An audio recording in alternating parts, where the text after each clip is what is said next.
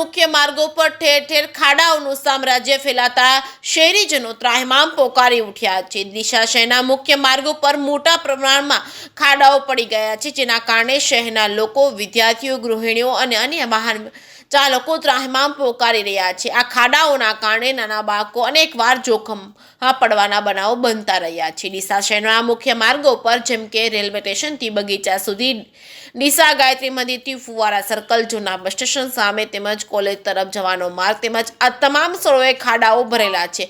આ ખાડાઓના કારણે રોજબરોજ અકસ્માતો બનતા રહે છે, જેના પરિણામે લોકોમાં રોષ ફેલાયો છે। ચૂંટણી આવતા પહેલા રસ્તાનું નવીનીકરણ કરવામાં આવે તેવી માંગ કરવામાં આવી છે। જે કે સિંહ ગુજરાતી સાથે ભરત ઠક્કર, ડીસા। રોડ પર ખાડાઓ બહુ પડેલા છે, એનું નગરપાલિકા તંત્ર થોડું ધ્યાન ઉપર લે। પ્રજાને બહુ હાલાકી થઈ રહી છે અને બધા ટેક્સ ભરે છે, એનું થોડું ધ્યાનમાં રાખે।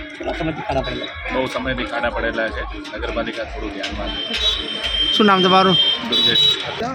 અને ડીસા શહેરના અંદર ગાયત્રી મંદિરથી મોડીને સેટ મારા સર્કલ સુધી રસ્તાઓ બધા ખરખર હાલતના અંદર છે અને વાહનોના અંદર ચલાવતી વખતે સ્પીડના અંદર સાધનો હોય છે એટલે થોડું ધ્યાન નહીં આવતું અને લોકો પડી જાય છે। ડીસાના અંદર જે જગ્યા પર જે ત્યાં આગળ ખાડાનો જ રસ્તો છે બધો બરાબર। અત્યારે નગરપાલિકા એકબીજાના રોટલા શીખી રહ્યા છે, પરંતુ પ્રજાને ધ્યાને આપે, એ પ્રજાનું ધ્યાન રાખે અને રસ્તાઓનું ધ્યાન રાખે તો અત્યારે સૌથી સારું છે અને નગરપાલિકા સૌથી સારું કામ કરે એવું અમે પ્રજા ઈચ્છીએ છીએ।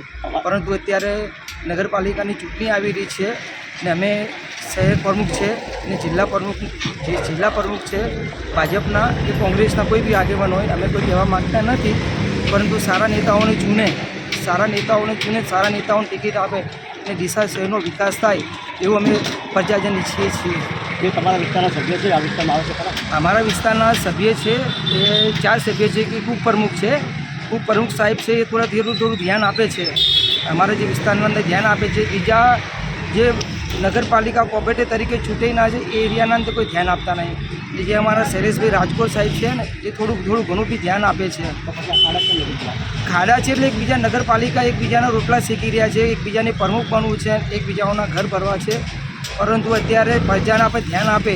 અત્યારે પ્રધાનમંત્રી નરેન્દ્રભાઈ મોદી સાહેબ છે સ્વચ્છ ગુજરાત અને સ્વચ્છ ભારતના હિસાબથી અત્યારે અભિયાન ચલાવે છે, પરંતુ નગરપાલિકા એકતા થઈ જાય, ભાજપના અંદર એકતા થઈ જાય અને બધા સહી ભેગા મળી અને સભ્યો એને ડીસા શહેરનો વિકાસ સૌથી સારો કરે અને સૌથી રસ્તા પાણીની સુવિધા અને ગટરોની લાઈન સુવિધા સારી આપે એવું અમે ડીસા શહેરની જનતા ઈચ્છીએ છીએ।